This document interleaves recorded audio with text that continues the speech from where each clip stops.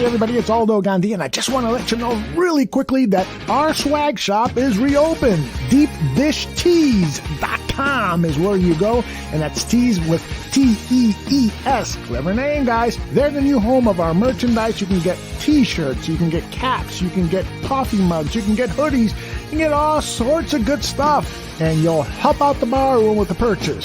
So head over to DeepDishTees.com.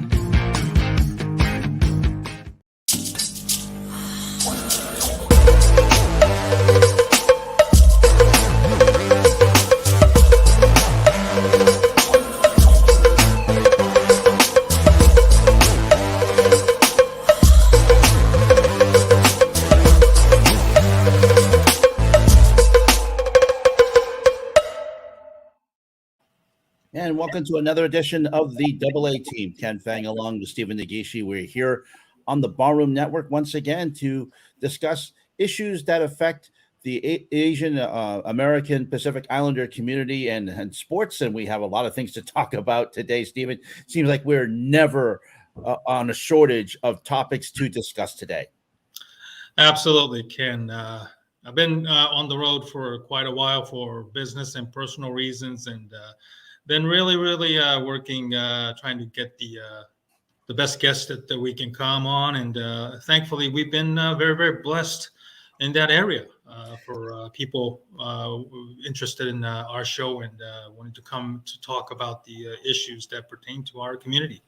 Yes, and normally we have the first segment. We'll discuss issues that pertain to the AAPI community.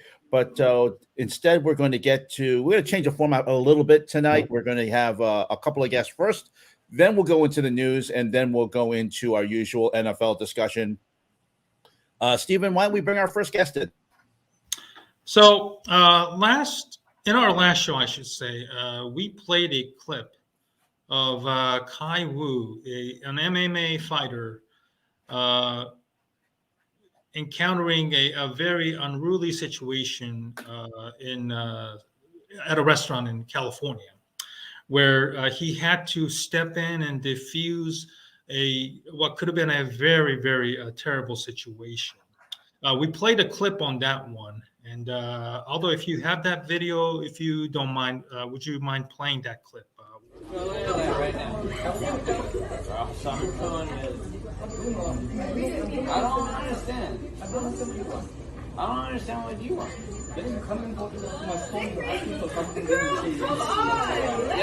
sushi, and I tell you what I want, and then you say you don't know what I want.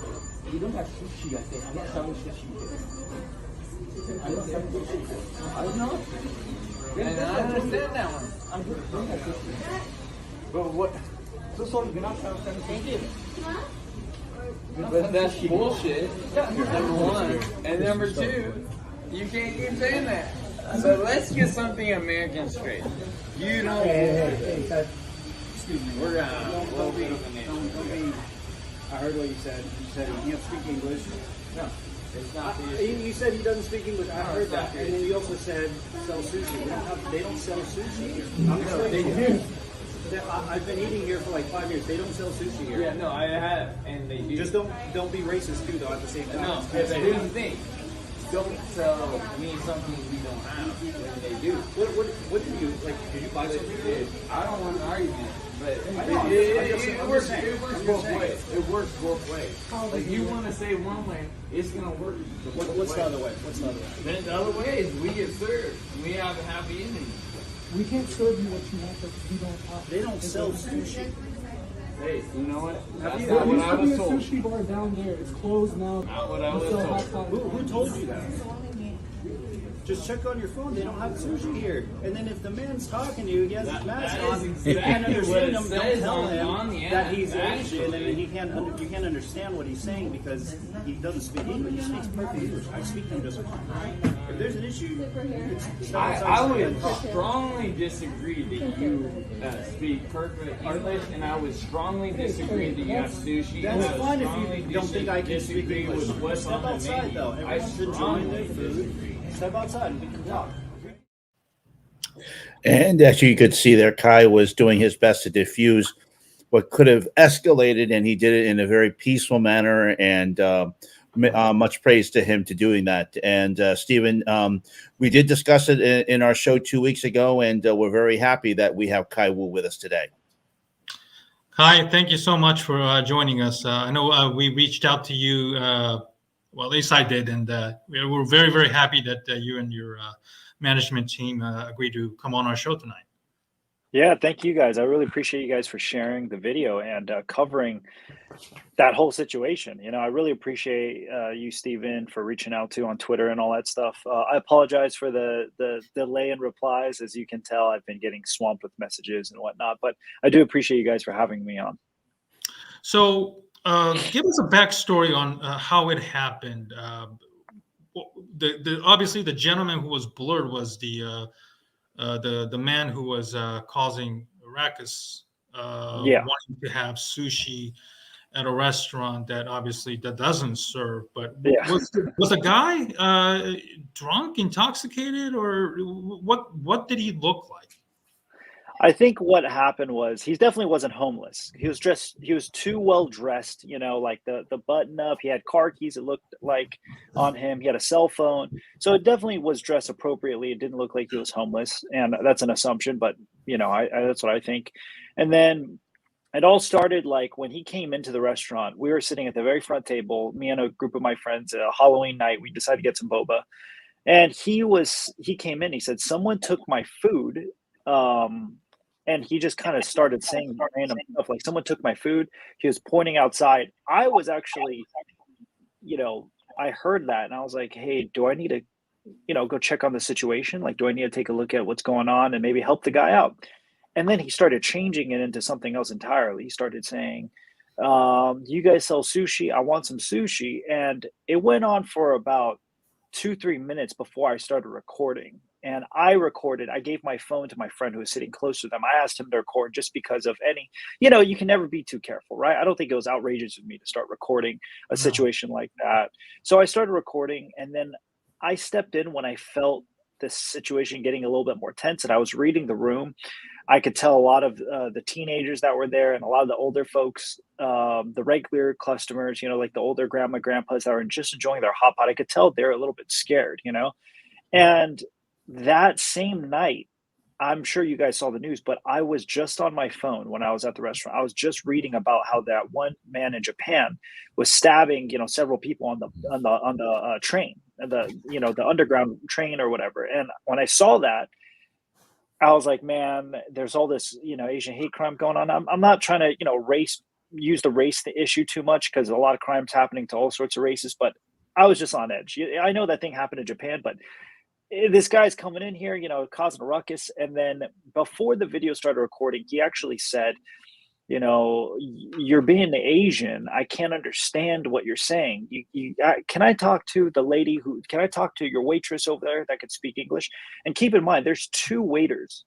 One's a female teenager. The other one's a male. And he specifically went out of his way to target the female one, so I could read that. Maybe it was a coincidence. I don't know. Maybe I'm just thinking the worst of it, but I'm like, she clearly did not seem comfortable with it. That's why the owner stepped in to the front of the restaurant to prevent him from intercepting and talking to her.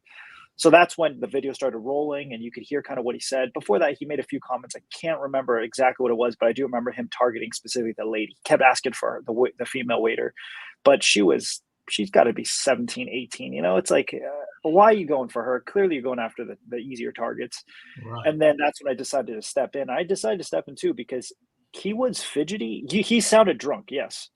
But if you saw him, he was not, all over the place. He was laser focused. His eyes were bloodshot red, and he was just really amped up. Probably high or something, maybe. Possibly. Yeah. And again, that there was, when I was younger, in that part of town, there was a bath salt case when I was really young, probably when I was still in high school. So I was almost 10 plus years ago, so that's when I was like, yeah, I want to step in and get as closest to the guy as possible, because if he did have any types of weapons or anything, I don't know if anyone else in the room is capable of handling such a situation. I'd rather get in the middle of it before it happens, so that's why I got so close to him. You can see me keep my hands out in front of him just to, hey, like, I'm over here just trying to talk to you. I'm not like, my hands aren't like like ready to punch him or something. So I was like approach him very cautiously. I could see him pulling up his pants. I was ready at any moment, but at the same time, if I approached him with the thought of him already being aggressive and just already like, hey, like that would have caused more issue, as you could see, he kind of took a step back and he was like, well, hold on, and I let him speak his nonsense because I wanted to just kind of get him to get a little flustered and just say some nonsense stuff because even he can't keep track of what he's saying. I'd rather him do that and slowly, calm him down and take him outside as opposed to, a lot of people were like, hey, you should have just knocked him out. But the thing is, who's to say I don't punch him and something happens and he knocks over some tables? And this restaurant's a hot pot restaurant, boba hot pot, right? And if he would have knocked over one of the hot pots or pushed the owner into another table, the hot pot would have spilled because it's a self-serve hot pot. So there's fire on the bottom and it's a propane can, so it's like you never know what could go wrong. There's a bunch of kids that I saw, like teenagers, it was Halloween night, that they're just trying to have fun. I could tell that they were getting a little bit anxious. They were getting a little bit nervous. They were looking back. There's a few of them that sat in front of me where the commotion was taking place. It was behind me. Even they were a little bit like, I don't know how I feel about this. And I could see it. The grandma and grandpas were really, nervous. So that's when I decided, I was like, look, I have to take this outside and I need this guy to calm down. But I don't think, I think people need to realize too, like, I say this I'm very cautious when I say this, but it's like, you don't know the man. You don't know if he's going through a divorce. You don't know what's going on. So I'd rather try to understand the situation better than get trigger happy, jump the gun. Because if we're going to be honest, I could have easily went up there, knocked him out, and then just call the cops and go like, hey, problem solved. But then is that really a problem solved? That's a temporary fix. Yeah, I knock him out, but who's to say he doesn't wake up and do that again later and become more violent? And you just totally, ruin this guy's livelihood over a dumb mistake. And again, I always tell you, I'm like, look, I'm no one to judge him. I've made mistakes. I'm not a perfect man. So the best that I could do is just make sure everyone gets home that night. What happens the day after tomorrow? I don't know. That was it. At that current moment, that's what I was kind of thinking. And forget my dog Samson. He's in the background. But Guy, you approached it with empathy. You approached it with a situation where, as you said, you could have escalated it. You could have easily knocked him out, but you chose words, and then you also chose a chance to calm him down. Having worked in retail and still working in retail on my other job, the last thing you want to do is to get a customer angry and have it escalate. And what you did was just something, again, you showed a lot of empathy and managed to de-escalate and managed to get him to walk outside where we could have become a much worse situation. Yeah, I definitely tried. Above all else too, I think it was really rough to see the kind of whole situation. Like, I'm like, man, I'm worried because tensions are high right now, obviously within the Asian community and all this stuff. And the news definitely isn't something I try to watch as much because I tend to find that there's a lot of biasness, with the headlines. They're just trying to create some drama. So, when I saw the guy, I'm like, look, he's clearly disoriented, but he's on drugs. When we went outside too, he did, right when we went outside, the reason why the video didn't start rolling and the video ended right away was because he pulled up his pants when we went outside and it looked like he was going to get in a fight with me. So my friend wanted to make sure he doesn't try to, try something crazy. So he stopped the camera really quick to run outside. When we went outside, he said some, racial slurs and whatnot, but I just tried to hear him out. I'm like, here's what people have to understand too. A lot of people, when they're into this kind of situation, you say something belittling to the individual. Like, let's say, I'm a random person in the street and someone says something racist to me. The only reason why it affects me is because I feel like I'm triggered by that emotional response, which is very logical, right?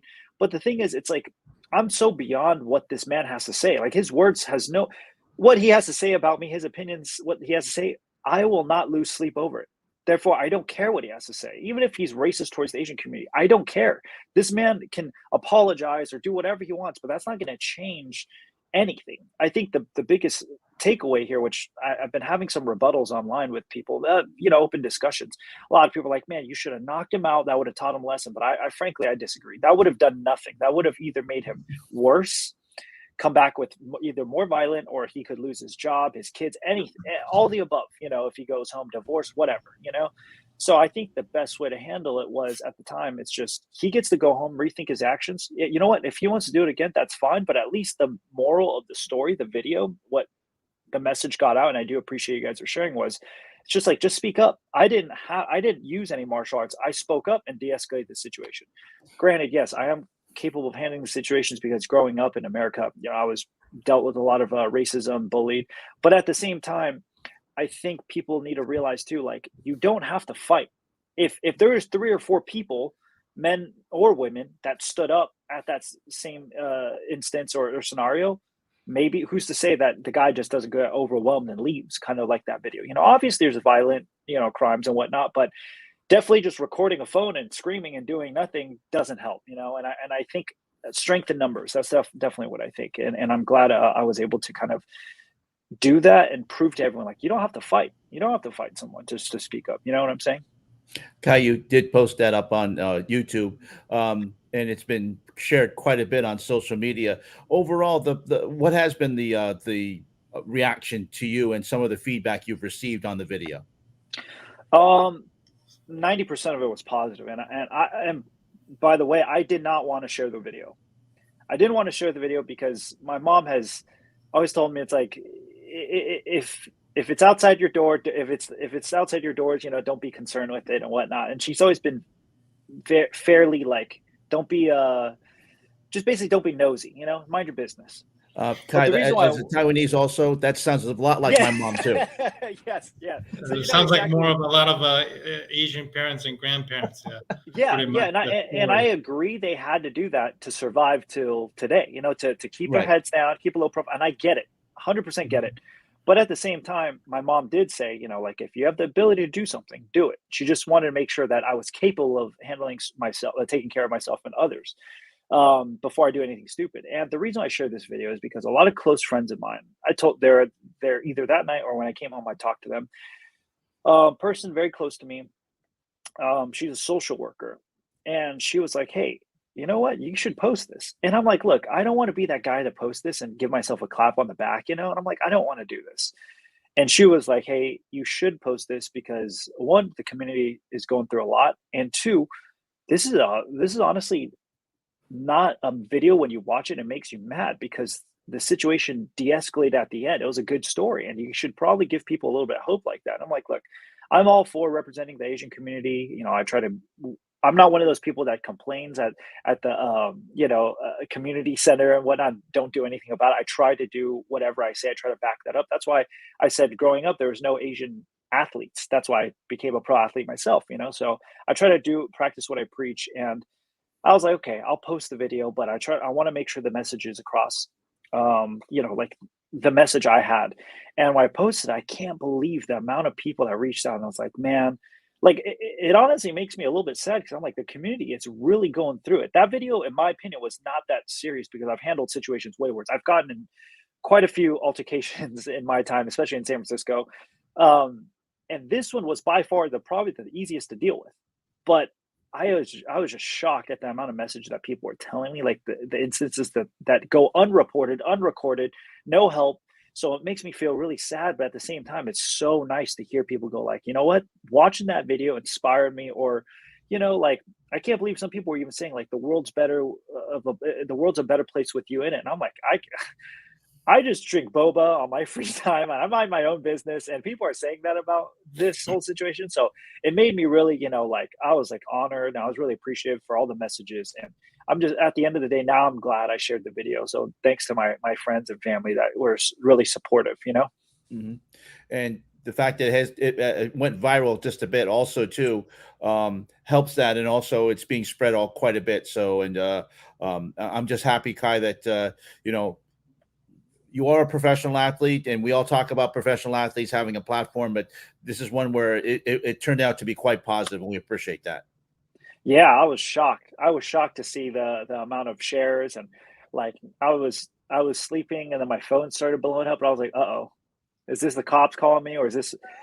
There's two things. It's either the cops are calling me or my mom's calling me, and I don't know which one's worse. I think my mom calling me is worse because I avoided beating that guy up too, because I'm like, if I beat this guy up and I get arrested, my mom is gonna kill. Like I'm more afraid of my mom than anything. So I was just like, okay.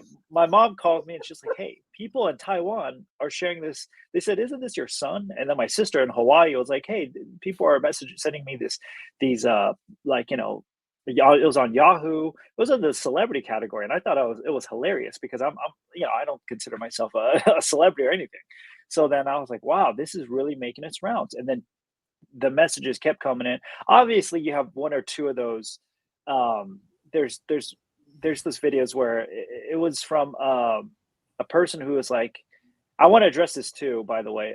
Someone said if it was white, you because he was white, you blurred him, but if he was black or Mexican or any other race, you would not have blurred him. You would have, you know, threw him out there. And I just want to say, someone tried to change my words on Twitter too. I have to find the tweet, and they might have deleted it because they got a lot of people that started attacking them. But I said I don't care about race, and obviously I mean that in the sense that I don't care what race he was. Right? Someone managed to spin that and say, "Oh, look, Khai doesn't care about race." And they used it in a negative way. And I just couldn't believe this is Twitter, obviously, the most crazy of places, right? But someone called me like an Asian coward or for de-escalating the situation and whatnot. And I just want to say to people, like, when situations like this happen, you're going to get the crazies, you know, like I would not be where I am today if I listened to a lot of these comments or let it get to me. In this industry, the fighting industry, just even in general, just being like a public figure because you're an athlete and whatnot, you're going to get hate. You're going to get hate. You have to be bulletproof mentally. So, you know, I definitely think you got to be all there in order for you to kind of be okay with it. But at the same time, I just want to address that. I don't care what race he was, you know, to put it out there. I really don't. He could have been any other race, and I would have handled it the exact same way, try to be as empathetic as possible. You know, it doesn't matter if he was black or Mexican or whatever the demographic was in that area. Yeah. I just think it's ridiculous that people threw that tagline out there. You know, it's like, oh, he doesn't care what race, or oh, it's because he's white. He's trying to appease the master. I don't even know what that means, to be honest with you. You know, the goal is just to make sure everyone goes home happy, not as safe. You know, safe and okay, not focus on the race. So for a lot of those people out there that are trying to focus on the race, I ask them to really just be open-minded about this, take a look at the scenario again, and just really, like, you know, chew it down to the bone and figure out why I did what I did. It has nothing to do with race. And I'm the one that blurred the video. No one else did. You know, it's not the media that blurred it. I blurred it. So they don't, a lot of people are attacking the media sites. They're like, Next Shark, you guys, or, you know, Jackfruit, Agents Never Die, you guys blurred the video, show the perpetrator. I'm like, no, guys, I blurred it. I blurred it for a reason, you know, and I just want to share that. And in a sense, it protects him down the road, but also he knows who he is. He knows what he did, and he has something to think about. And he'll forever know that that's out there. It's always going to be out there. There's no going back. Hands down, it's out there. And then not only that too, but like the punishment needs to fit the crime. The man came in, said a few racial slurs, and wanted sushi, and he's on some sort of drugs or whatnot. I don't think me potentially giving him a concussion or brain trauma over that whole interaction is worth it. And what everyone's doing is they're using pent-up anger to try to take it out on one man. That's unfair. That is extremely unfair. And I understand we have to fight back and stuff, but the thing is, people, I did fight back. I did fight back, just not the way you guys wanted it to, you know, just not the way you guys wanted, like the physicality and stuff.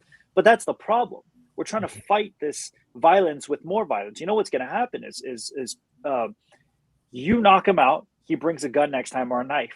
We start, you know, it just becomes a bloodbath. There's no point in that. You know what happened after that situation? I can almost guarantee it is after I talked to him and said all that, he went home, probably thought about it, sobered up, and saw the video potentially, and just goes, "Oh shoot!" If he lives here, you know, he's like, "Oh shoot, man, this is embarrassing."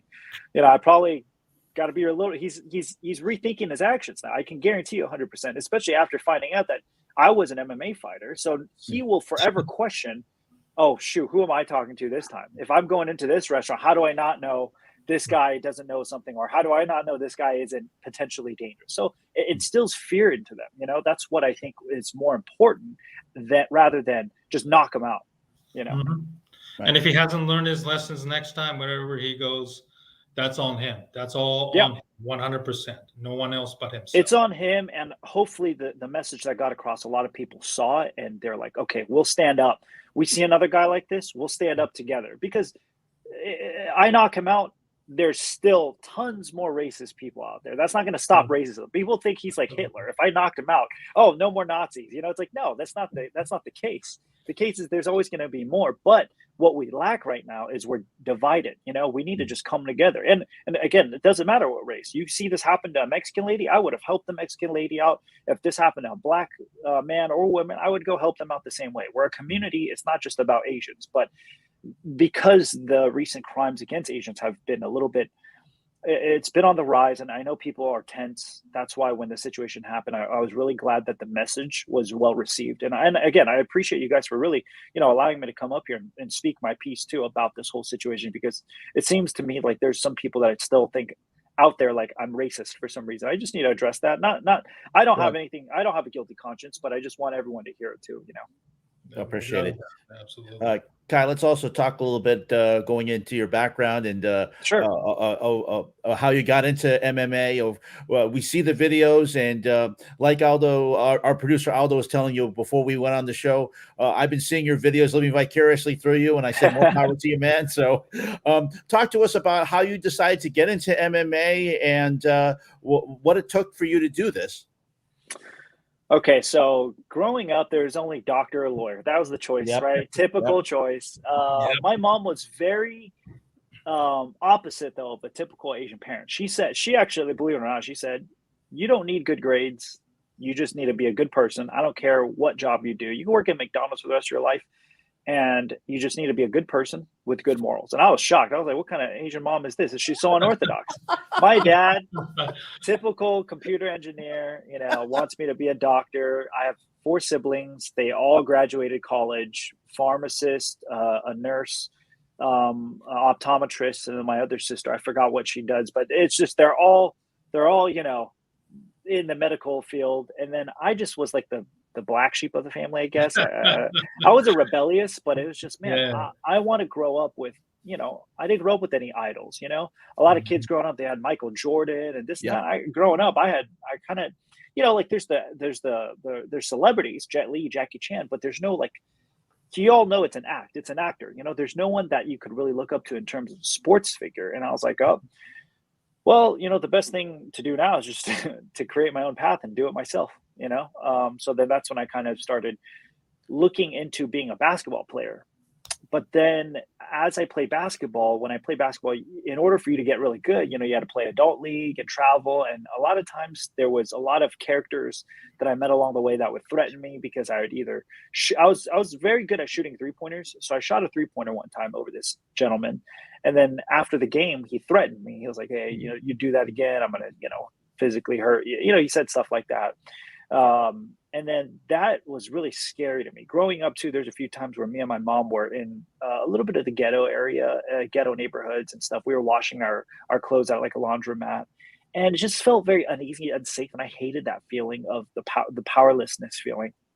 So my brother-in-law ended up, he was a former UFC coach, like a champion. He's a jiu-jitsu black belt and judo black belt. He also, he's extremely well decorated. His list goes on and on. He ended up just going like, hey, you should do jiu-jitsu when I was 9. And then I slowly, transitioned out of basketball because, I'm not going to carry a basketball with me everywhere I go and just throw it at someone, self-defense, So then I eventually just slowly got into jiu-jitsu more and more. And then the first time I ever fought was as an amateur was when I was 18, I believe. 21 amateur MMA fight. The guy had, leading up to the fight, that week I found out that my opponent had 9 fights and I had like 0. And I was like, oh my gosh. The reason why he had 9 fights, but it was on the record, was because he fought in casinos, which means they were not illegal, but they weren't sanctioned. Mm-hmm. So then I was like, oh no, this guy had 9 fights that he never listed, because on the actual website it said he was like 0-2, 0-3. But then actually he's like 6-9 or something. I'm like, oh goodness. And my parents are going to be there. My mom and dad, my dad's always been trying to, do that. I told you so. You should be something else. You can't fight. You're not physically gifted. So then the first minute, the light shined. I was in the cage. I was so nervous. I couldn't throw a single punch. I was just sweating, and it felt so different from training. It's just completely different. And then out of nowhere, I remember I got hit one time and I turned around. I saw my mom and dad, and my dad was shaking his head like the typical disapproval of the Asian father. And I was like, all right, the feeling of I told you so is going to be so much better than me winning. So I don't know what came over me, but I just threw 20 something punches at this guy, just unloaded a barrage of punches, and I knocked him out. And then I was like, wait, that's it? That's all you got to do? Oh, dude, I could make a career out of this. And then the second fight I ever had as an amateur, I got knocked out in the fight, and I woke up at that same moment and took the guy down and won a split decision. It was a very close fight, but that proved to me two things. One, I have the power to knock people out, which means that you have the power to win. Two, do I have the dog, the dog fight in me? When I got knocked out, woke back up, I was like, yeah, I do have it. I do have it. So that kind of answered my two questions. And there's not a lot of Chinese, Taiwanese, athlete that's in MMA. So I was like, why not? Why not go into that untapped realm, And that's when I really explored just trained every day, became and worked on my craft, and try to become the best pro athlete I could be.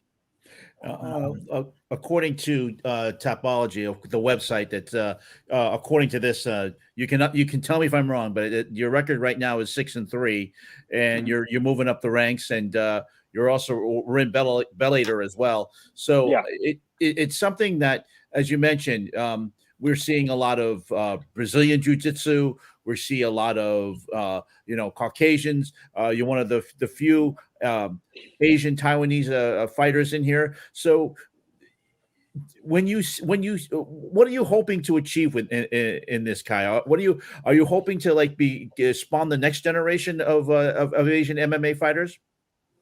Oh yeah, I certainly hope so. I know in Taiwan, I'm a lot bigger in Taiwan because I don't know what it is. There's something about the Taiwanese fan base that just absolutely love that. I love boba. I'm an ABC kid that loves boba, and then I love Stephen Chow. He's like a icon to me from a actor in Asia, and I don't know. I think my whole no tattoo, no trash talk demeanor. I think the Asian crowd really liked that, and then fighting in Taiwan, I think it's just all those things kind of clicked, and then the Asian fan base just loved it, and they ate it up. And then in Taiwan, I got so big in the MMA scene there that they started having me headline the shows there. Wow. So they're just like, hey, you're going to be the guy. And then I just recently got some. We're in talks right now with Thailand. There's even an organization in Thailand that wants to have me headline their show, and it's really cool. I'm just like, man, tons of opportunities are spawning. I know I didn't have a lot of amateur fights because I was getting a lot of pressure from my parents.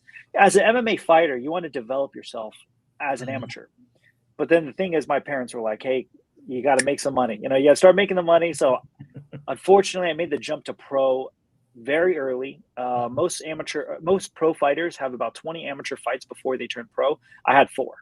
So I knew I was going to take a lot of losses in the beginning of my pro career. But the positives are, in MMA, it's not like boxing where if you lose one fight, you're counted out. And also, if you see, I took a lot of fights in a very short amount of time as a pro. And on top of that, too, I didn't take as much damage as a lot of these other fighters as an amateur, because a lot of damage comes from the amateur career. It's like a college football athlete that's beat up, torn ACL and whatnot. By the time they go to the NFL, they're all broken, So I have the luxury of not having to deal with that. And right now, I have I was supposed to have my 10th fight this next Saturday. Opponent pull out, unfortunately, but it's okay. COVID's getting better. Taiwan just hit me back up. They said, hey, next year in March, I might go back and headline. I haven't seen my mom in over a year and a half because of COVID and all the shutdowns and whatnot. So it feels great. It feels very positive that a lot of these things are happening. And the video actually helped out in a sense where a lot of people are like, hey, we didn't know you existed. It's funny. It's ironic because my nickname's The Shadow, but now I'm coming out into the light, So it's really cool to see so much support. And I'm just like, yeah, I can't wait to go around, fight some more, and protect some more boba shops. That's wonderful. Now, on the profile I received from your managing company, it says you were the first Taiwanese background to fight in Bellator. For MMA junkie, Bellator is obviously in competing with the UFC. Sure. Tell us about that experience, and is there any more fight with Bellator and any other organizations here in the United States? Yeah, so it was really exciting to hear that because they didn't tell me that. It wasn't until I was like, "Hey, when's the last time you guys had a Taiwanese fighter?" No one could give me an answer, and then by the process of cross-elimination and looking at all the previous guys that fought for them, there was no Taiwanese guy. I'm obviously born in America, California to be exact, but my background, my mom and dad are from Taiwan, born in Taiwan, but my dad's side of the family is from Shanghai, so I have roots kind of in both China and Taiwan. But it was just so cool to see that first Taiwanese fighter to fight in Bellator. Now, granted, the first fight in Bellator didn't go my way. Again, I knew it was the tough fights. I just got to take my licks just because, everyone else has so much more experience than me. The second fight in Bellator, however, was very unfortunate because it was in my opponent's hometown. He got a little bit of the favoritism. The former matchmaker of Bellator, his name is Rich Cho. He actually told me right after the fight, he was like, "Hey, great fight. I thought you won the fight. I'll get you back." But because of that, I kind of hesitate. I got offers to fight Bellator again, but I backed off a little bit just because I don't want to be swooned by the opportunity, by such a glorious opportunity. I need to build my resume up. I definitely need to build it back up again. I don't want to be beating these guys by close fights. It's when I go in there, I want to, literally destroy them and just beat them, with all due respect, obviously, but I just definitely don't want to go in there with like a average performance. It's got to be something flashy, something cool, something that people can remember me by. So I got a few calls, but I still think I need to work on some stuff. And then probably within the next year and a half, though, you'll see me in one of the bigger organizations, hopefully, potentially Dana White Contender Series, UFC, eventually within the next 2 years. I definitely think I'm getting close. It's just the lack of experience. It's not the lack of skill. It's the lack of a competition experience, and you'll definitely see as I get more fights, that'll come to be. So Bellator was really cool. Rich Cho, appreciate the opportunity from him. And he even tweeted about the whole incident, that he saw. And he was like, I was like, wow, so cool that he remembers me. Because you have to understand, he manages some of the greatest fighters in the world, or he matchmakes some of the greatest fighters in the world. The fact that he remembers me out of a little headline, and I wasn't even on the main card. I was on the prelims, So the fact that he remembered me, it was really cool. And definitely getting a lot of love from like a lot of the celebrities too. I didn't say anything, but Young June from the show Warrior, he actually messaged me on Instagram. I was like, "Oh, that's Young June. He's so cool. It's so cool to see him train." And he was like, "Yeah, we should train sometime. I see, I could learn a lot from you." I'm just like, "Man, that's Young June from Warrior. What am I doing talking to him and stuff?" And then before the video blew up and whatnot, Ronnie Chang, and I was like, I just saw him in Shang-Chi, and I'm like, this is crazy how I'm seeing these guys. And he's even commenting a lot of my videos. He's like, training to fight racists in restaurants. I'm just like, oh, that's hilarious. Ronnie's in my comments saying some stuff. So, it was really cool. And who knows? I might go mess around in the movie because I'm a huge comic book nerd. My brother-in-law that trained me in jiu-jitsu and whatnot just got done filming John Wick 4. He was a part of the stunt choreography team. He works with the director, Chad Stahelski, and 8711, the stunt team. So he was trying to get me to, break into that, maybe either stunt or you never know. Cause right now, a lot of Hollywood is, they're trying to diversify their roles and whatnot. Absolutely. And I'm like, man, I always thought it'd be really cool to play a comic book character, a superhero, like an Iron Fist, give him a little bit of a twist. And it's just so cool to see the stuff that's going on. But it's weird because you and I, we're talking, but then the guys that I'm chatting with too on the side are all in these movies, are all these headlines. I'm like, hey, I know you guys, but then they're just chatting with me like a regular person. So it's very surreal, Have you auditioned for anything, or do you plan on doing that? So I got a few roles before, or I got a few offers, I should say, in Taiwan to do some. Well, I believe one of them, it was actually going to be somewhat bigger, but it was going to be mainland China stuff. They wouldn't tell me what the role was. I didn't even get that far. It was either do that and be like a background character. I believe the movie actually even came out, but at the time they didn't tell me the project name. They gave me an alias, but I ended up not doing that because I wanted to fight, and I was signed in a multi-fight contract in Taiwan. I was like, you know what? That deal seems sweeter because in my opinion, I need my youth to fight. I don't need my youth to act. I could act whatever age I want. And then also at that same time, a TED Talk in Taiwan, TEDx, I should say, they approached me and they're like, would you like to give a speech? And I'm like, I remember in high school, my science teacher was playing a TED talk before in class, and we were studying or taking notes. And I when we're teenagers, we just chat with our friends. I looked at my friend to the right. I was like, "Hey, Cameron, I wonder what it's like do you think they get paid to be in a TED talk?" And then my teacher heard me, and I'm not going to name drop her. I think it's rude, but she said, "Don't worry about it, Kai. You'll never get the chance anyways." Something like that. She basically just told me I'd never even think about it, because I don't blame her though. I wasn't the best kid in school in terms of grades. I was slacked off. I'd prefer to work out at home than do my homework, which is horrible. I don't think that's a good message, but it paid off. And then now it's very ironic that I ended up doing my TED talk, and sometimes I wonder if I could still find her email. I just want to send her the video and say thank you for the motivation. But honestly, it did feel great to take that TED talk, because I had to discover something in myself. I had to come up with a speech, and it's very ironic because the speech that I did, the headline was "Play the cards you were dealt."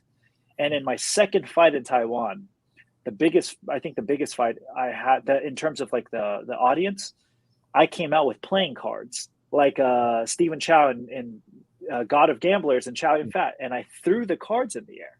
And few years later, 2 years later, or a year and a half later, I ended up getting a TED talk, and I ended up doing it on "Play the cards you're dealt." So I just find it very, the metaphor and just the twist of that story was really cool. And I just wanted to take that as opposed to doing a few commercials or TV show appearances and whatnot, because I think they'll always be there. And even now, more so than ever, especially after this whole video came up, some people that are in the film industry have asked me, they're like, "Hey, have you ever done fight choreography? We'd love to see if you could, show us a thing or two and add some legitimacy to our film." So I was like, wow, this is cool. I'd love to do something, So I'm keeping my options open, but the goal is still, no matter what, I don't want to let this go to my head. I'm still, no matter how, this turns out, how much of a following it get, I'm still going to be drinking boba at the boba shop. Still going to keep it very low key, getting my popcorn chicken, my tempura, eating hot pots. That's how I want to keep it. A couple more questions before we let you go, Kai, and we thank you for coming on the show. Wanted to ask you about Taiwan. You're fighting there. You're doing a lot of stuff over there. And you also mentioned the fandom. And Taiwan is known for loving its baseball, loving its NBA. They're very rabid on sports. How are they taking to MMA and you especially? Oh man, I was shocked. I did a YouTube video with one of their famous YouTuber in Taiwan. His name's Guy. He's like a gym guy, and his video blew up. It got like 1 million views, and for the population of Taiwan, that's a lot. There's only like about 23 to 25 million people in Taiwan. So after that video, I was walking around, and people were walking in the street, and they told my dad, they're like, "Hey, can I take a photo with Kai? Like, do you mind taking a photo for us?" And my dad was like, "What? This is like, there's no way," And then me and my dad would go into restaurants, because it's cooler to me, not that people recognize me. It's just I've always wanted to make my mom and dad proud. So the fact that me and my mom and dad, we go to restaurants, we were never rich when I was a kid, or like we weren't like, we had to make ends meet at some times, but going into some of the restaurants and getting a free meal, and they're just like, "It's comped. We just want to take a photo with you, or can we put your photo on the wall?" I'm like, this is insane. There's no way this is happening. I'm just a little Asian kid, ABC kid. I'm not that special. So to see that, and the amount of people that stayed after my last fight, the swarming, that was literally like a Rocky moment. And I was like, wow, this could. I really think that role was it was just destiny. It was fate. No matter how many times I've gotten injured in fights, how many times I've wanted to quit my career and retire or move on to something else, something pulls me right back in, and then this awaits. And I think those are all just tests. You always ask for what you want, and you always think you're met with resistance. In reality, it's a test. And I think those are all tests to see if I can make it. And the Taiwan fan base has definitely really showed support, and win or lose, they've always been there for me. And they're just, we don't care that you lose. We just care that you represent and fight for us. And I'm like, yeah, I really do. And I really do. And over here, because, Americans, when I say Americans, I mean like some of the more, it's just, they're like, you guys are all the same. You Japanese, Taiwanese, Chinese, whatever, you guys are all the same. You guys are Asian. And I'm like, okay, well, I'll represent the Taiwanese crowd. I'll represent the Chinese, Japanese, Korean. I don't care. If you're Asian, I'll represent you guys. I'm fighting for the underdogs. That was the beginning of fighting for me. And then I started expanding more, because they're starting to get more and more from the Black community, they're like just super supportive. The Mexican community, because they love to box. There are a lot of boxers. I train with a lot of Hispanic boxers, and they're like, man, this is cool. So I got to meet a lot of people from different communities and just kind of rise together. So that's something I'm very fortunate and blessed to be able to do and just kind of continue to represent. Well, Khai, we really appreciate you coming on and taking some time to come on our show. We're in our infancy in this program. I think we're under 5 shows. So Yes. for you to come on one of our first shows, we really appreciate it, and talk about your video and talk about the great message that you have, and also continued success. And we hope to see you down the road. Yeah, thank you so much for the opportunity. And Thank you, Khai. I know it doesn't matter if I end up being in the main event of the UFC or not. I would love to come back on the show and chat with you guys. Absolutely. You're more than welcome to come back to our show and promote your own fight or any other movie show that you are lined up. And, we hope that you will continue to do well, both in and out of the ring. And we thank you for representing our community in a positive way. Thank you, guys. I really appreciate your time. And Thank you, Khai. Thank you, Khai. And happy Thanksgiving. Happy Thanksgiving. And the AA team will continue right after this. The coaching, I both coached Griffin and Dylan in youth football, but that had just ended. It was Dylan's season had just ended, and when Griffin passed away, and so then, as I said, my mom, she had prior to Griffin passing away, though. It was a Mother's Day, actually the day after Mother's Day that very year, she found out she had stage 4 uterine cancer. Mm-hmm. And so she survived just a lethal surgery where they removed a lot.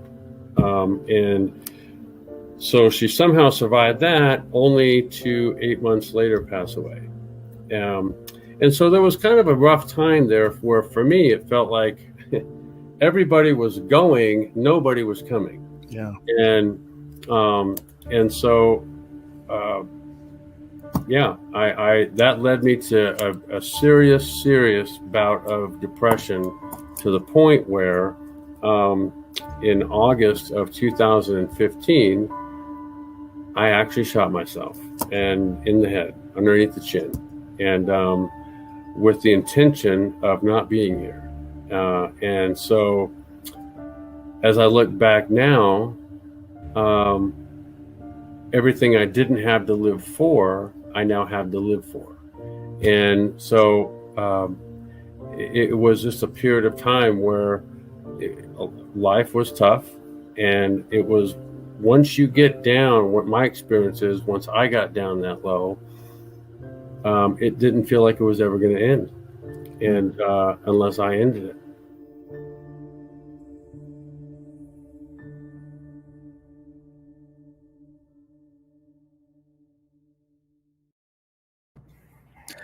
Back on the AA team, and Ken Fang along with Stephen Nagishi. And just a quick wrap up on that last segment, Stephen. What a great message and positive message that Khai Wu has for everybody. He could have easily escalated that situation, and knowing his background, knocked out that customer who was being very who was just very rude at that boba restaurant. But he chose empathy, and he chose to de-escalate, and what a positive message that sends out. Absolutely. I kind of feel embarrassed that if I had half of his skills, I probably would have kicked his ass or something last time I was on the show. But yeah, absolutely. There's always actions that have consequences, and that guy could have obviously escalated it to a point where it would have been a national news. Him and his family would have been embarrassed, obviously, and he would have been fired had he been working. Obviously, no employee would have touched him, considering the situation of it. So I appreciate Khai for diffusing it in a professional manner. And, we have our own issues even within the Asian communities. There's no question about it from a historical aspect. And we all have to do better with the not only within ourselves, but also with the other race, overcome any differences and any tensions that we've had in the last almost 2 years now. Mhm. Let's bring in our second guest, Stephen, and why don't you go ahead and introduce who we have? Okay, so the next guest is based out of San Francisco area, and he has his own show focused on the sports in the Bay Area. I reached out to him a couple of weeks ago. I've watched his show several times. We're really excited to have another fellow Asian American sports fanatic on, Jerry Yang from San Francisco. Jerry, I appreciate your patience waiting for us, and thank you so much for joining us tonight. No problem. Yeah, thanks for having me on. Excited to be here, and man, I had to follow Khai. That's quite a tall order there. Don't worry. No worries. That was amazing. That was an amazing story. I'm glad you guys covered it. And Kai's like a really interesting guy. I followed him on Twitter right after his show. So, yeah, quite an amazing story. Handled it a lot better than most people. And I thought you did the right thing. So I think it was good that you guys highlight the story. And, you know, it was cool. It was a really interesting take. So I saw the last episode. I'm glad you guys followed up on it. So it's Thank cool. you. Absolutely. Jerry, tell us a little about what you're doing and the show that you have on the air. Sure. Yeah. So my name is Jerry. I actually have a co-host named Mike Tang as well. We have a podcast called the Yang and Tang Show.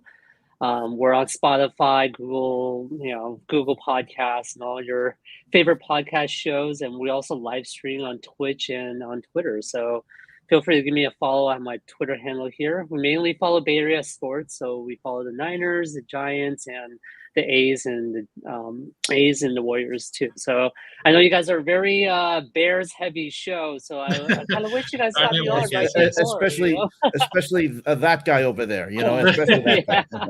And our producer too, Aldo Gandia, especially. Yeah, I know. I saw I was looking at other shows. Like, oh, Jesus.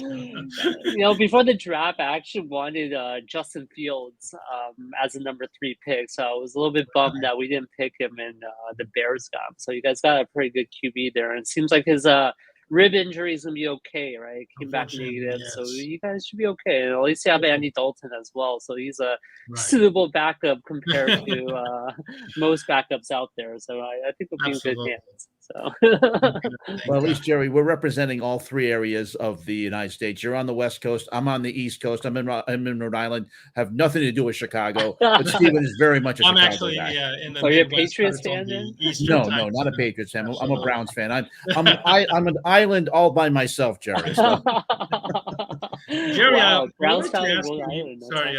Awesome. Sorry, Stephen. Go ahead. No, I apologize, Jerry. You brought up about the Fields thing.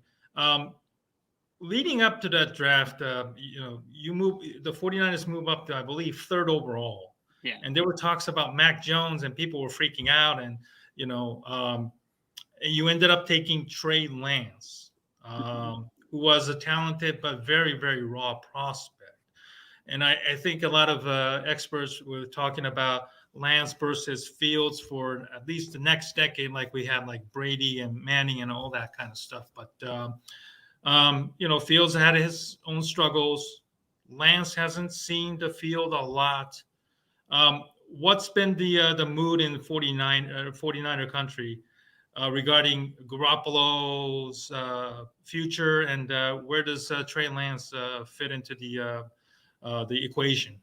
Well, like a big question out of the gate, So I think, I think the Bay Area really wanted Trey Lance, and I think it's mainly because they want to change in quarterback. If you went with Mac Jones, you're basically keeping Jimmy Garoppolo, right? Like you have Jimmy Garoppolo on a lower salary. He's NFL ready, but his ceiling is pretty low. Well, with Lance, the possibilities are endless, but he needs time to develop, and that's what we're seeing right now. That we're committed to Jimmy Garoppolo and giving Lance some time. I think that's also what's leading to the losing streak that we had coming up to the last 2 weeks, is because there's a lack of leadership, right? You have a guy that's one step out the door, and you have a QB in the wings that are coming in that the fan base is trying to get behind, and it's creating a lot of uncertainty. And when it comes to pro sports, uncertainty is like the worst enemy, right? You talk about baseball where the lineups get kind of messed up when there's injuries because there's uncertainty in positions, right? Uncertainty on which batting order you're going to bat in. And that's the same for football. You have a position where you're uncertain who's really the leader, right? Like, and they lost a lot of leaders. Niners lost tons of leaders. Like Joe Staley retired. We traded away DeForest Buckner, who was a leader. Richard Sherman left, right? He was a leader of the cornerbacks. Right. Lost Emmanuel Sanders. He was a leader of the wide receivers. So you're left with George Kittle, who's kind of a leader, but he's only in the tight end position, and Nick Bosa is really young. So what you're stuck with is Jimmy G, that's halfway out the door, who's supposedly your leader, right? And I think a lot of it comes down to that. And I have a lot of faith in Kyle Shanahan, and I think a lot of people are kind of questioning him and all this stuff, but I think he's one of the best head coaches out there. I think if anyone who should be in a hot seat, it should really be John Lynch. He's the one that made the bad trades, right, and the bad draft picks. We call this a red shirt draft year because our top 4 picks are riding the bench right now. So we're a little bit not so happy with Lynch here. I think that's the vibe. And Shanahan, I think we give a pass because we see the genius out there, right? His play calling is unbelievable. He's established a good culture in the Niners, but he's not getting the talent pool that he wants, it seems like, or at least not a talent pool that he's using, right? Which is a bigger issue, I think. Right. And you talk about John Lynch and being the general manager, coming in from Fox as an announcer, not having that management experience, but supposedly seeing all this talent as the number 2 team on Fox. So you're thinking maybe he knows something. And after a very good first year, but then after that, it's all been a little bit downhill. So as you're mentioning, you're thinking that the John Lynch is more on the hot seat than Kyle Shanahan. I would say so. I think that's why his contract came a little bit later. And remember, he's a Hall of Fame defensive player as well, right? So they're trying to get him to be a strong defensive force and defensive evaluator because you have a strong offensive evaluator with Kyle Shanahan, right? So you're trying to balance the two in terms of the inputs that you have and be able to get great players. And so far, I haven't seen it. Aside from Nick Bosa, who's the obvious pick. I think anyone could have told you to take Nick Bosa that year. You see Eric Armstead, they overextended him. Why did we let DeForest Buckner go? That's a big question mark. And a lot of the other draft picks haven't worked out, right? So I think he's been good in hitting late round picks. That's why George Kittle has been good. Fred Warner has been good late in the rounds. And we saw Elijah Mitchell with this last draft being really good as well, right? But then why did we draft Trey Sherman, or Sermon, right? It's like, there's a lot of question marks, right? So I think, if Lynch is not in the hot seat, he is now, I think, after all these years. But I think the unfortunate part is I think he's tied with Shanahan, right? So if they're going to make a move, they're going to make sure Shanahan has input on it, and who can Shanahan work with as well. Right? So that's going to be the tricky part. So we'll see. You're right, because you don't want to saddle a new general manager with a manager that or a head coach that you obviously never hired or never had any history in the past. So I get that Lynch obviously is on more of a hot seat than Shanahan. I was kind of surprised that Shanahan is actually more on the hot seat. Some people were putting him in there until the last 2 wins. They were like, he lost his touch. He's like, past his hill. But last 2 games, he showed that he can be innovative. He just needs the talent out there to do it. He's not out there playing. It's execution that's the problem right now. So I think, and we saw a bad head coach GM combo. We saw Jim Harbaugh and Trent Baalke here in the Niners. Right. That was really disruptive. And the ownership took a stance in keeping Baalke for some reason and letting Harbaugh go, and that was a huge failure, right? So, I think the organization is kind of learning that you kind of have to pair guys together, and for thick or thin. So I think even though Lynch is on the hot seat, I can see him ride through this career, and I think for both of them, Trey Lance is their future, right? If he doesn't work out, I think both of them are gone. So, right. Do you see Trey Lance starting at all, or is he just basically going to ride the pine this year? He's going to ride the pine. I think Jimmy G has shown that he can at least help us win games and not lose games for us. he's been really efficient, especially coming out of the shotgun now. I think that was the biggest change, even with the indie game. They actually made a big change where he was coming from the shotgun, staring it out on the field, and getting passes and being efficient. And I think that's all we need right now, right? With the offense that we have and with defense starting to get a little bit better, right? But I don't think there's any prospects or any fantasies of the Niners winning the Super Bowl this year, right? I think a win would just be making the wild card game and getting eliminated in the first round. But yeah, so I think that's why I don't think Lance will be out there, and he doesn't have a lot of experience. He only had one season under him and then a long year off. It's almost like James Wiseman on the Warriors, where he didn't see a lot of basketball time until he came into the pros and he got injury right away. So I don't think they want to rush to Lance, and he was in one game with the Cardinals and he ended up getting hurt in that game. So that shows you that he's not experienced and he doesn't know how to protect himself yet. I think that's also key to developing a rookie quarterback. Jerry, have the Giants fans have they gotten over the check swing, the non-check swing yet?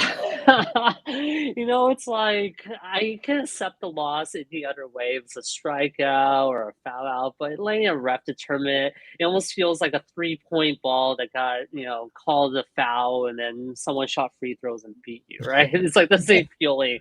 You kind of have to let that go, but.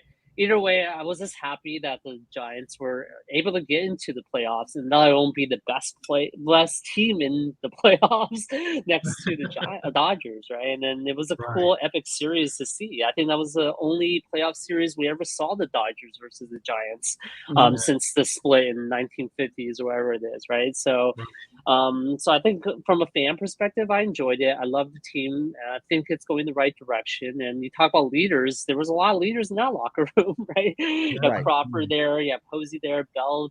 You can name tons of people there, and they all can be seen as a leader. And I think that's the key to winning any sports right now is leadership. So. Right. And, you just had to bring it up. I haven't seen pull this one out. So this is a first for me with that check swing. I was surprised when I saw this. My God, that was a bet. And what's interesting is that when I talked about this on Twitter, because I'm a very big Dodger hater on Twitter. Every Dodger fan will go, well, remember back in June, I go, about that call strike, I go, no one remembers that, okay? Don't try to make a wrong a right, okay? Don't try to justify that. It didn't determine a series. Come on. Yeah. I mean, nobody remembers that. Don't try and bring that up. And every batter hit, every play counts, especially in the regular season. I go, just shut up, okay? Just try to justify. Just look on the other side of that and tell me how you feel, right? I think the best thing that happened though is actually it kept our rivalry going, right? They never settled who's the best team anymore. I thought that's the only way to end it is by controversy. So I think that was quite appropriate in my mind, and it just so it was very funny. But as you mentioned, at least the Giants have the groundwork and have laid the groundwork for some great stuff after some really lean years after the last World Series championship, and they have something to look forward to, especially next season. I know it was the best regular season they've had in a long time, and you beat the Dodgers, the hated rivals, and then you have to play them again in the playoffs. But the fact is that there is a good opportunity, because I really would like to think that the Dodgers are going downhill while there's an upward trajectory for the Giants. I mean, I hope so, right? Are they building the long run, Jerry? Sorry, what was Jerry? Are Giants built for the long run, or was this I think so. Maybe it was just right?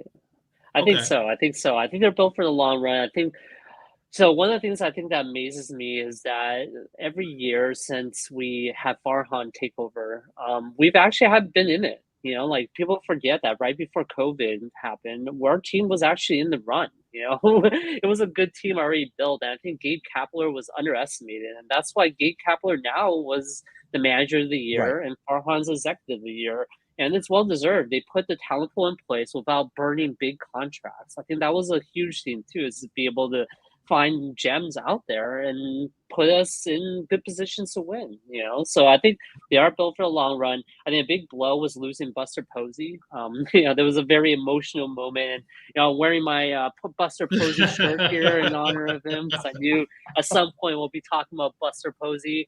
But that's a huge guy to lose. He's been like one of the fan favorites for 20 years now, right? Yes. It feels like at least. So it's a huge loss, and I think the team is well established though to be able to recover from that loss. Having Brandon Belt be re-signed, having Crawford there, I think we still need to get more free agent talent to be able to establish that base, but I think they're built for success. I think having a lot of the contracts be expired and not renewing bad contracts is being a big thing for the Giants to continue this run going forward.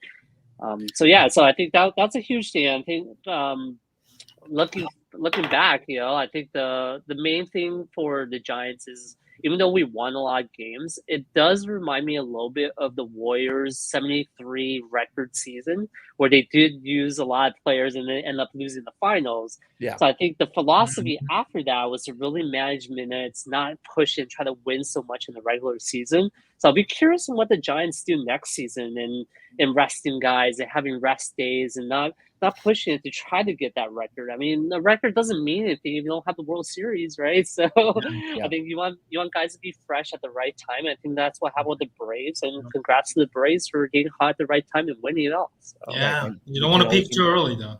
Right. Yeah, you never want to peak too early, right? And I think that's what happened with the Warriors, and you saw it happen with the Giants too. And it's great to have that record, but if you ask a player, do you want a record of wins or do you want a World Series? And I bet you everyone's going to say the World Series. The one ring. That's going to mean a lot more, right? So Absolutely.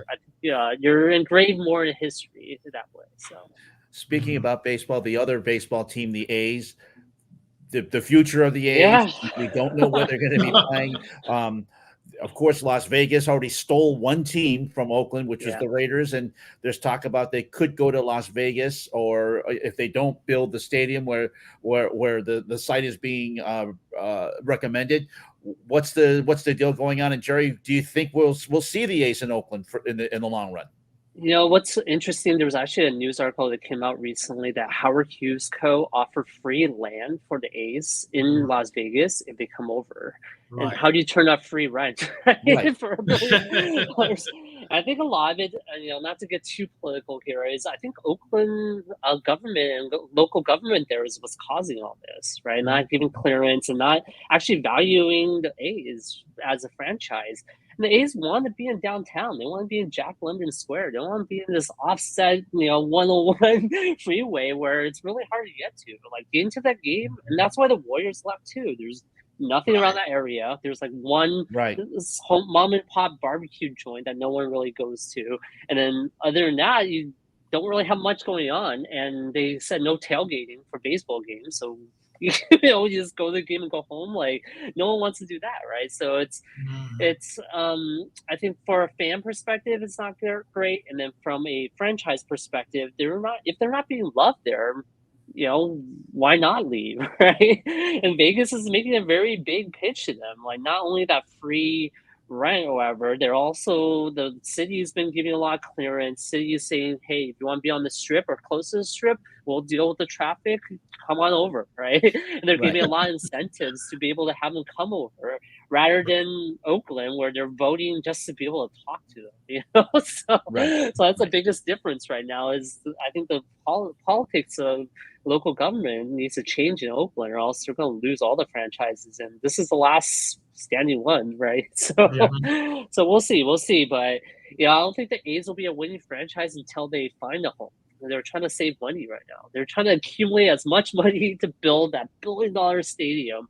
So they're not going to burn on a player, like a multi-million-dollar contract on a single player. And that's why you constantly see A's players leaving, right? They're almost like a farm team for other teams now, because once a player gets hot, they can't retain them and they sign with the Yankees or something.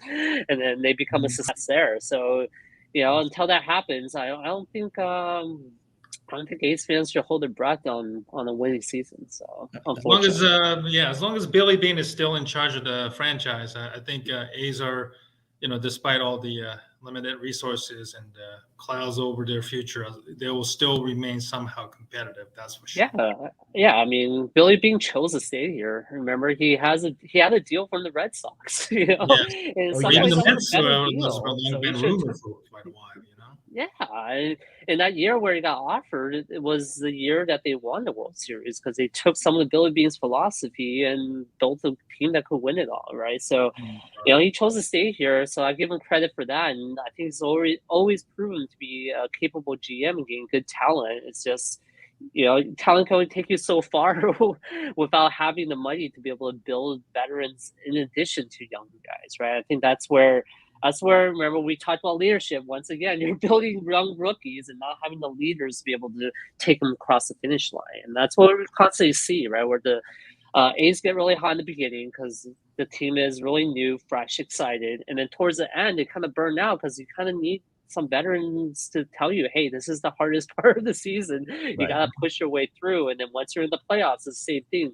It's the veterans and the superstars that make the big plays and win the series for you. So it's amazing how many great players that the A's have lost over the last 2 decades. And if they had any amount of resources, I think they could have won a couple of world championships. That's for sure. Easily, right? I think that, you know, I can name like a couple of series where they were like so close, you know, but it's just a team like the Yankees with limited resources end up beating them because the veteran guys came through. You know, you have a guy like Jeter out there, Alex Rodriguez on the other side, and you have some bunch of guys you can't even name on the A's on the other side. You know, in a 7-game series, you kind of get exposed there. So. You mentioned the other team that left Oakland, which is the Warriors, which are now very happy about their home in San Francisco. Obviously, they had a couple of off season in 2020, but now they're looking forward. Where do you see them going for this season, Jerry? Well, I think this team's the deepest Warrior team I've seen in a while, mainly because you have like Gary Payton in there, Jordan Poole's coming up. You have your rookies with Moody and Kuminga. You know, and Klay Thompson's gonna be back before Christmas. It's looking pretty hot right now. And once we get James Wiseman back, that'll be great too. You know, so I think the team is. I think we missed Andre Iguodala more than we thought. And once he came back, he brought that leadership presence, brought a solidification to the 6-man role.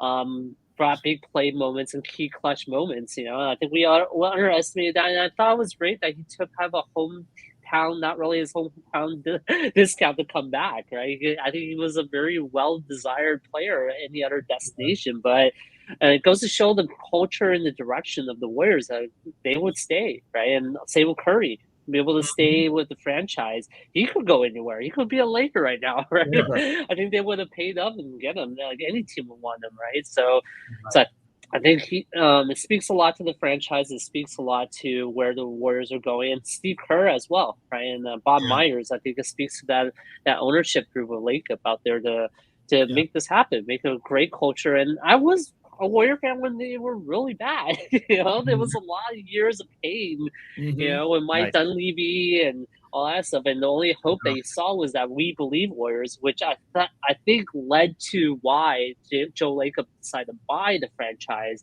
because he saw the potential with the fans and with the Bay Area and the money that was poured into that single season, which is a team that didn't even get past the second round, right? So you saw the potential there, and you bought the team to build on that potential, and the potential was realized, right, with 3 championships. So it was, I'm feeling pretty good about this season. And in the last game, I think the Raptors was kind of a revenge game for the Raptors because they won the championship from us by using the box and one with Curry. But this time it didn't work. You have Andrew Wiggins and Jordan Poole with 30 points each, and you know, you would never have that in the past. So that goes to show the depth and the maturity of some of these players that came in here and dropping those type of stats, and not always depending on Curry, right? And having Curry being able to get some rest and manage his minutes a little bit better. Right. I wanted to talk about 2 guys on the Warriors, Andrew Wiggins and Jerry Wiseman. I'm sorry, James Wiseman. James Wiseman, yeah. Geez, obviously, both players have had some, you know, heat from the fan base. What is their long-term potential? Their potential, especially Wiseman. I know he was picked pretty high, 2nd overall. I forgot who the Warriors picked him over. Yeah, it was over LaMelo Ball. LaMelo Oh Ball, yeah, I think, was that big guy, I and there was another guy that didn't I really forgot. pan Yes, out. We forgot his name because he I know. doesn't matter anymore. Right? Is Wiseman? Does he have a long-term future with the Warriors, or is he like maybe a trade bait later this year, or maybe the next year, next offseason? I hope he's not like a trade bait because we need guys in center, right? I think Mm-hmm. we're showing that Kevon Looney is good, but he's very limited on what he can do, And then we brought a new guy, Belichick. I always mispronounce his name, so don't take my word for it. It's a European name, so those are always hard to pronounce. But he's been a pretty good player, right? So he's been good, but none of those guys are true starters, And I think they want to develop a guy like James Wiseman to be that true starter. But he's really young. He only had 2 games before the NBA, and then he missed half the season due to a finger injury last season. Right. So it's gonna be tough. Like his ceiling, I think, is really high. But it's really up to him to be able to develop and mature in there. And I don't think this season will be the season where you're going to have that aha moment where, whoa, James Wiseman is going to be our future now. I think it's going to take at least a season or 2. I think even Jordan Poole took a while before we saw the potential and saw him be the main guy, right? And Andrew Wiggins, I think he had the potential. He had all the skill sets, but he was in Minnesota, right? No one there really pushed him to say, hey, be better, be better. He was always there as, hey, okay, you're there. Cool, let's just try to win, I guess, today. And he came to the Warriors. Draymond Green's barking his ear every game, saying, get better, get better. Curry, they're getting better. See other players get better, like Jordan Poole getting better.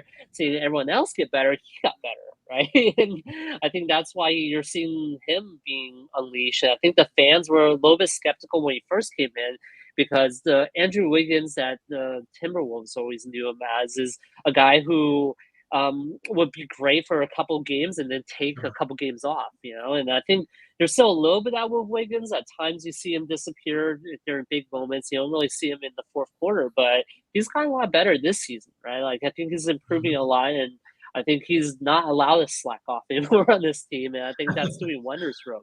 A little structure, a little bit of leadership, a little bit of people pushing you to do better goes a long way, right? And I think the credit goes to Wiggins as well to be able to accept that criticism, right? I think you see other guys coming through Warriors that might not always pan out because they don't really want to be developed that way, right? I think Wiggins is responding really well to that. So yeah, I think his potential is pretty high with us, and I think he'll go a long way with us for a while. Absolutely. Well, Jerry Yang of the Yang and Tang show. Also, plug your show one more time for us. Sure. The Yang and Tang show, aka the MJ Sportscast. We're originally the MJ Sportscast, but someone gave us a nickname, the Yang and Tang show, and it kind of caught on. So that's why we have both names now. But yeah, check us out on Spotify and all that stuff. We are not on YouTube anymore, unfortunately. We I think we broadcasted the draft, and that was a big no-no. So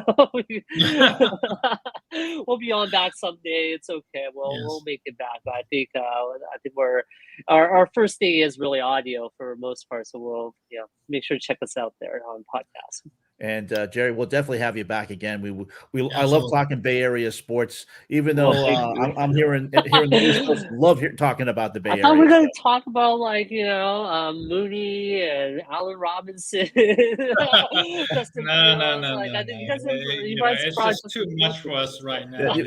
Steven is still too much pain over that one. So these guys are on my fantasy team. Are they going to do well or what? Oh man, sorry we're disappointing and stinking it up. But Jerry, I want to thank you for coming on tonight. I'm sorry you had to wait a little bit longer. No, it was worth it. I think Khai was awesome, like I said. That was a great guest, and you guys did a great job interviewing him. So I was enjoying listening to the interview while waiting. So it was a good. I appreciate it, and awesome. We look forward to doing some collaboration work with you and your colleague, co-host, definitely. I should say. Just like Ken and I are doing. All 4 Asian guys talking about sports and AAPI issues and stuff like that. And obviously, living in San Francisco, you had to witness some of the horrific stuff that's been somewhat prevalent. And I wish you and your family nothing but the best. And we want to wish you a happy Thanksgiving. Well, thank you very much. It was really fun to talk shop with you guys, and thank you for having me on the show. And happy Thanksgiving to you guys as well, and best of luck to you on your show in the future. And yeah, let's do more collaborations. Maybe I can get one of you guys on my show too. So we'll Thank see. you. We'll work something out. But yeah, thanks for having me. Jerry We Yang, look forward thank to you it. so much. And Thank the you, Jerry. Double A team will continue after this. The past year has seen a 1,900% rise in anti-Asian hate crime in New York City alone, with 2,800 incidents reported across 47 states and Washington, D.C. This is a national crisis, and we need your help to call it out. Call it a crime. Call it what it is: racism. Let's stand up together against hate. Learn more at stopaapihate.org. Really understanding the difference between empowerment and agency versus objectification. And the difference is always who has the power. If I choose that I feel my best and I look my best and I'm the most confident in a certain outfit, then I am empowering myself to make that choice and to tell you that I'll show you who I am and let you know who I am. You can't make those decisions based off what I'm wearing. But if it's objectification because the producers or directors or whoever runs the show is saying you have to wear a dress every show and high heels have to be this high, and you have to dye your hair blonde, it's a very different thing, right? So I do think we have to remember that, because a lot of people will look at women who are stepping into their own sexuality and accuse them of not being also allowed to talk about harassment and other things. They're very different things. It's about choice and power.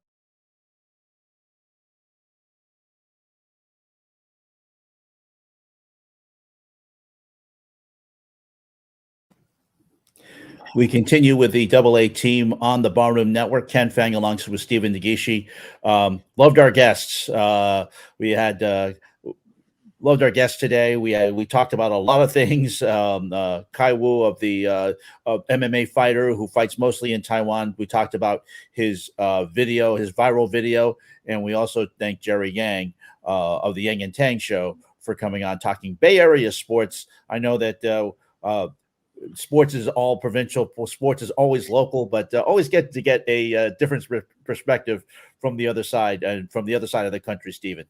Absolutely. There's a wide variety of people like Jerry and his co-host Michael Tang doing their own thing like we are doing. Only obviously they've been doing it for a little bit longer, but it's so nice to see fellow Asians like them openly talking about sports, and also Khai being out on the forefront, trying to represent our community in such a positive manner. So we really enjoyed having our guests tonight, and I'm really happy that we let them talk and explain their side of their stories, and we really enjoy having them as always. Let's talk about. Usually, we talk about the NFL in this segment, but because our first segment was with Khai, let's talk about the major news that's happening in this week. International sports star Peng Shuai, tennis star, representing China. She has won a couple of Grand Slam tournaments as a doubles player. The Women's Tennis Association is playing hardball with China because the fact that she was not seen in public for quite some time. She made a social media post in China on the Chinese version of Twitter called Weibo, accusing a politician of sexual assault, saying that his wife stood guard at the door while this assault took place. The Chinese government, which monitors the social media platform Weibo, quickly took it down. And then for a while, she was missing. The WTA was wondering where she was. The International Olympic Committee, which also is dealing with China as well. And of course, we'll have the Beijing Winter Olympics in February, just about 4 months or 3 months from now. That was something that they're involved in as well. However, the two organizations' reaction, Stephen, couldn't be more different. The WTA played hardball and threatened to say, "Hey, look, if we don't see or hear from Peng Shuai, we are going to pull out of China. We are going to pull all of our tournaments away. And I know while China is a communist government, they react to money just like every other country. You threaten them with money, they are or pulling out us economically, they will react, and that's exactly what they did. They said they tried to produce Peng Shui on video. However, even though this, they also had her on a conference with International Olympic Committee President Thomas Bach. However, the video that was produced of her signing autographs at a tennis tournament has not been independently verified. The interview that she had, or the conversation she had with Thomas Bach, saying that she wanted to be left alone, really doesn't pretty much rings hollow to the WTA. So there are a lot of things in this situation, Stephen, which aren't sitting well, not only with the WTA, but with the international community and the AAPI community. Right. So IOC President Thomas Bach, that you mentioned, he was a very, very unpopular figure in Japan, which, leading up to the Summer Olympics last year. He angered many Japanese public and even some business leaders who were opposed to the Olympics. And I think Sally Jenkins of the Washington Post, the respected sports columnist, longtime sports columnist there, coined the nickname Sir Von Ripoff, which was actually a very, very trendy topic amongst the Japanese media at that time. And we all know the story. The Olympics still took place. And it wasn't what you call a rousing success by any standard, because of the COVID cases. There were obviously a lot of athletes who ended up getting COVID despite the efforts that were being put together by IOC and the Japanese government, reassuring the participants. So I see the WTA taking more of a hardline stance, which I think is a great message. And considering what I just told you about IOC and the Thomas Bach personality, it doesn't really surprise me that IOC is being somewhat of a acting as a mouthpiece to Chinese government when it comes to this situation. And I'm not speaking, and Ken, obviously, I don't know about you, but I'm not just speaking as just because I'm a Japanese American or as somebody who has a family in Japan, speaking out against, China from a political or grandstand point. It's just, I think it's a wrong thing to do. And, Asian countries historically, even in Japan, has had a very, very dubious distinction when it comes to equality and advancement when it comes to women. So silencing her in this kind of manner does not help at all. And that, there have been already talks that maybe U.S. and other Western nations aren't sending delegates to the Winter Olympics as a form of a protest. Much like we saw with the Cold War in the 70s with the Soviet Olympics in Soviet Union, in those days. I'm sorry, my memory is unfortunately fuzzy in that regard, but these things have always happened, unfortunately. And if China doesn't misunderstand this, and quite frankly, obviously they don't care. Perhaps because they're obviously the number 2 world economy in the world, and they feel the need to flex their muscles or act as if they can act whatever they want. Hopefully the international community will band together and put more pressure, because if she's not out there in public and if she's not speaking out on her terms, obviously these things means nothing at this point. Absolutely. And of course, there have been calls for the Olympics to be postponed or moved. That's not going to happen because the IOC is firmly in bed with China at this point. Also, they're getting billions of dollars from NBC to televise the Olympics, and they Right. I have a was big going to say stake in that this. too. Yeah. So that's not going to happen. A lot of people call on NBC just to not broadcast the Olympics. That's not going to happen either. However, Sure. the pressure to at least for the Olympic Committee to start to speak out against China about Peng Shuai would speak volumes. We'll have to wait and see what's going on. But I applaud the WTA for its hardline stance and to say, look, show us Peng Shuai, show us some independently verified video of her. Don't just have a conversation, a controlled conversation with Peng Shuai saying that she wants to be left alone or probably even denied what happened. Let's